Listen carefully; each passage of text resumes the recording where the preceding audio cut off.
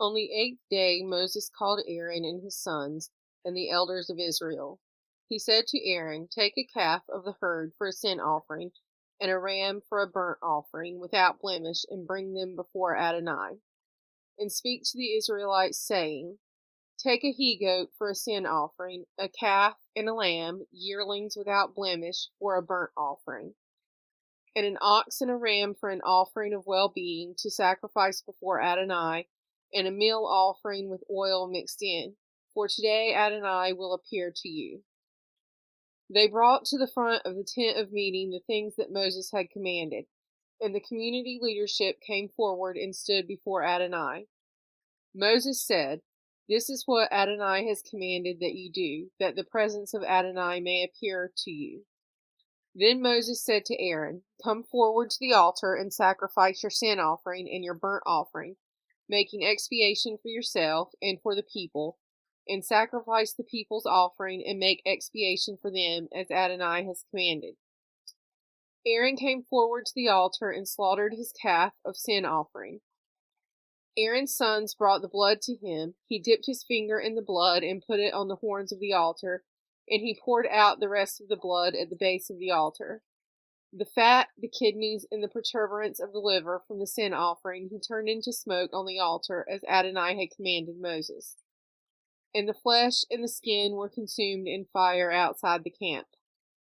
Then he slaughtered the burnt offering. Aaron's sons passed the blood to him, and he dashed it against all sides of the altar. They passed the burnt offering to him in sections, as well as the head, and he turned it into smoke on the altar. He washed the entrails and the legs, and turned them into smoke on the altar with the burnt offering. Next he brought forward the people's offering. He took the goat for the people's sin offering and slaughtered it and presented it as a sin offering like the previous one. He brought forward the burnt offering and sacrificed it according to regulation. He then brought forward the meal offering, and taking a handful of it, he turned it into smoke on the altar, in addition to the burnt offering of the morning. He slaughtered the ox and the ram, the people's sacrifice of well-being. Aaron's sons passed the blood to him, which he dashed against every side of the altar, and the fat parts of the ox and the ram, the broad tail, the covering, the kidneys, and the protuberances of the livers. They laid these fat parts over the breasts, and Aaron turned the fat parts into smoke on the altar, and elevated the breasts and the right thighs as an elevation offering before Adonai, as Moses had commanded. Aaron lifted his hands toward the people and blessed them, and he stepped down after offering the sin offering, the burnt offering, and the offering of well-being. Moses and Aaron then went inside the tent of meeting.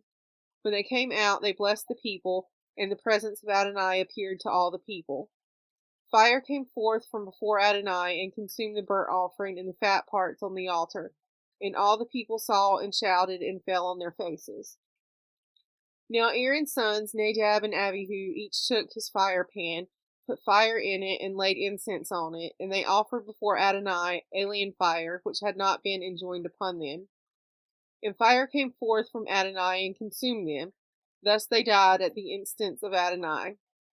Then Moses said to Aaron, "This is what Adonai meant by saying, 'Through those near to me I show myself holy, and gain glory before all the people.'" And Aaron was silent. Moses called Mishael and Elzaphan, sons of Uzziel, the uncle of Aaron, and said to them, "Come forward and carry your kinsmen away from the front of the sanctuary to a place outside the camp." They came forward and carried them out of the camp by their tunics, as Moses had ordered. And Moses said to Aaron and to his sons Eleazar and Ithamar, "Do not bare your heads, and do not rend your clothes, lest you die, and anger strike the whole community. But your kin, all the house of Israel, shall bewail the burning that Adonai has wrought. And so do not go outside the entrance of the tent of meeting, lest you die, for Adonai's anointing oil is upon you." And they did as Moses had bidden. And Adonai spoke to Aaron, saying, "Drink no wine or other intoxicant, you or your sons, when you enter the tent of meeting, that you may not die. This is a law for all time throughout the ages. For you must distinguish between the sacred and the profane, and between the impure and the pure. And you must teach the Israelites all the laws which Adonai has imparted to them through Moses." Moses spoke to Aaron and to his remaining sons Eleazar and Ithamar. Take the meal offering that is left over from Adonai's offerings by fire, and eat it unleavened beside the altar, for it is most holy. You shall eat it in the sacred precinct, inasmuch as it is your due, and that of your sons, from Adonai's offerings by fire, for so I have been commanded. But the breast of elevation offering and the thigh of gift offering, you and your wife and your sons and daughters with you may eat in any pure place, for they have been assigned as a due to you and your sons from the Israelite sacrifices of well-being. Together with the fat of fire offering, they must present the thigh of gift offering and the breast of elevation offering, which are to be elevated as an elevation offering before Adonai, and which are to be your due and that of your sons with you for all time, as Adonai has commanded. Then Moses inquired about the goat of sin offering, and it had already been burned. He was angry with Eleazar and Ithamar, Aaron's remaining sons, and said, Why did you not eat the sin offering in the sacred area? For it is most holy, and it is what was given to you to remove the guilt of the community and to make expiation for them before Adonai. Since its blood was not brought inside the sanctuary, you should certainly have eaten it in the sanctuary as I commanded. And Aaron spoke to Moses, See, this day they brought their sin offering and their burnt offering before Adonai, and such things have befallen me. Had I eaten sin offering today, would Adonai have approved? And when Moses heard this, he approved. Adonai spoke to Moses and Aaron, saying to them, Speak to the Israelite people thus, These are the creatures that you may eat from among all the land animals. Any animal that has true hoofs, with clefts through the hoofs, and that chews the cud, such you may eat. The following, however, of those that either chew the cud or have true hoofs, you shall not eat.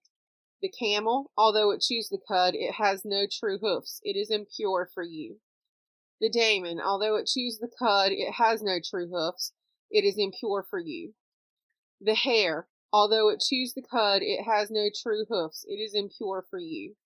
And the swine, although it has true hoofs, with the hoofs cleft through, it does not chew the cud. It is impure for you.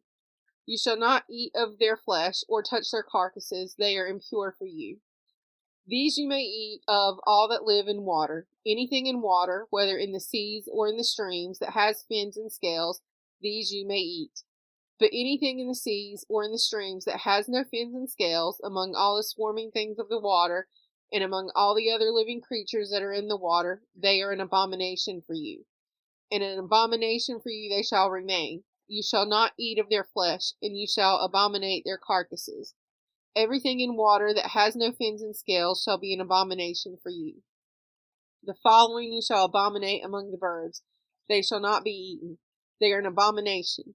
The eagle, the vulture, and the black vulture, the kite, falcons of every variety, all varieties of raven, the ostrich, the nighthawk, the seagull, hawks of every variety, the little owl, the cormorant, and the great owl, the white owl, the pelican, and the bustard, the stork, herons of every variety, the hoopoe, and the bat.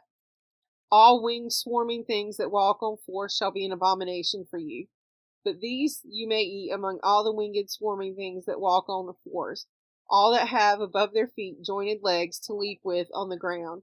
Of these you may eat the following: locusts of every variety, all varieties of bald locust, crickets of every variety, and all varieties of grasshopper. But all the other winged swarming things that have 4 legs shall be an abomination for you. And the following shall make you impure: whoever touches their carcasses shall be impure until evening. And whoever carries the carcasses of any of them shall wash those clothes and be impure until evening. Every animal that has true hoofs, but without clefts through the hoofs, or that does not chew the cud, they are impure for you. Whoever touches them shall be impure. Also, all animals that walk on paws among those that walk on 4s are impure for you. Whoever touches their carcasses shall be impure until evening. And anyone who carries their carcasses shall wash those clothes and remain impure until evening. They are impure for you. The following shall be impure for you from among the things that swarm on the earth: the mole, the mouse, and great lizards of every variety, the gecko, the land crocodile, the lizard, the sand lizard, and the chameleon. Those are for you the impure among all the swarming things. Whoever touches them when they are dead shall be impure until evening. And anything on which one of them falls when dead shall be impure. be it any article of wood, or a cloth, or a skin, or a sack. Any such article that can be put to use shall be dipped in water, and it shall remain impure until evening, then it shall be pure. And if any of those falls into an earthen vessel, everything inside it shall be impure, and the vessel itself you shall break. As to any food that may be eaten, it shall become impure if it came in contact with water. As to any liquid that may be drunk, it shall become impure if it was inside any vessel. Everything on which the carcass of any of them falls shall be impure. An oven or stove shall be smashed. They are impure, and impure they shall remain for you. However, a spring or cistern in which water is collected shall be pure, but whoever touches such a carcass in it shall be impure.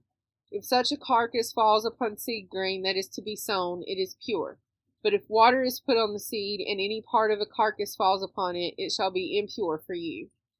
If an animal that you may eat has died, anyone who touches its carcass shall be impure until evening. Anyone who eats of its carcass shall wash those clothes and remain impure until evening, and anyone who carries its carcass shall wash those clothes and remain impure until evening.